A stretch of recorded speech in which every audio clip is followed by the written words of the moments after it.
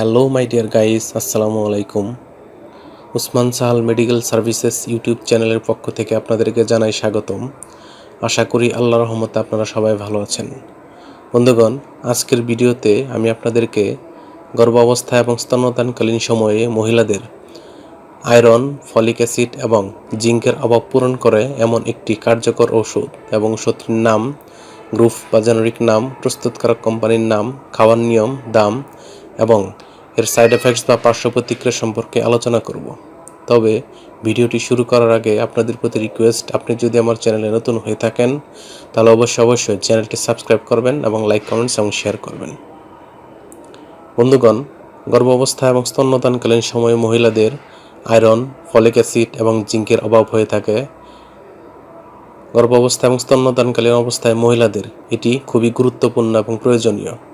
তাই বিশেষজ্ঞ ডাক্তারগণ গর্ভাবস্থা এবং স্তন্যদানকালীন সময়ে আয়রন, ফলিক অ্যাসিড এবং জিঙ্কের অভাব হলে তার ঘাটতি পূরণের জন্য যে ঔষধটির কথা তাদের প্রেসক্রিপশনে বা পরামর্শপত্রে লিখে থাকেন তার নাম হলো প্রিনিড সিএল ক্যাপসুল। এটির উৎপাদনকারী প্রতিষ্ঠানের নাম হচ্ছে ইনসেপ্টা ফার্মাসিউটিক্যালস লিমিটেড। প্রিনিড সিএল ক্যাপসুলের প্রতি পিস ক্যাপসুলের দাম মাত্র 4 টাকা। এটি খাওয়ার নিয়ম হচ্ছে প্রাপ্তবয়স্ক মহিলাগণ প্রতিদিন একটি করে ক্যাপসুল খাবার আগে অথবা চিকিৎসকের পরামর্শ অনুযায়ী সেবন করতে পারবে।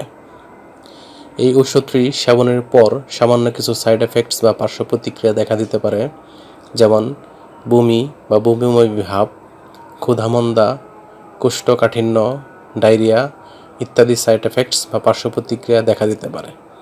তাই এটি সেবনের পূর্বে অবশ্যই ডাক্তারের পরামর্শ নেওয়া বাধ্যতামূলক। যদি সম্ভব হয় গর্ভাবস্থার প্রথম 3 মাস যে কোনো প্রকার ঔষধ ব্যবহার করা থেকে বা সেবন থেকে বিরত থাকা উচিত। সঠিকভাবে আয়রনের ঘাটতি নিশ্চিত হলেই কেবলমাত্র প্রথম 3 মাসে আয়রন গ্রহণ করা যেতে পারে। গর্ভাবস্থার শেষ দিনগুলিতে আয়রনের ঘাটতি প্রতিরোধে এবং খাদ্যের অপর্যাপ্ততায় জিঙ্ক এবং ফলিক অ্যাসিডের ব্যবহার যুক্তিযুক্ত বা খাওয়া যেতে পারে। অতিরিক্ত আয়রনের চিকিৎসায় শক্তিহীনতা, বমি ভাব, পেটের ব্যথা, দুর্বল এবং দ্রুত পালস, জ্বর, কোমা, খিঁচুনি ঘটাতে পারে। এই ওষুধটি আলো তাপ থেকে দূরে 30 ডিগ্রি সেন্টিগ্রেড তাপমাত্রার নিচে এবং শিশুদের হাতের নাগালের বাইরে রাখতে হবে এবং একই সাথে যে কোনো ঔষধ ক্রয়ের পূর্বে ঔষধের উৎপাদন তারিখ এবং মেয়াদ উত্তীর্ণের তারিখ দেখে নিতে হবে। ধন্যবাদ।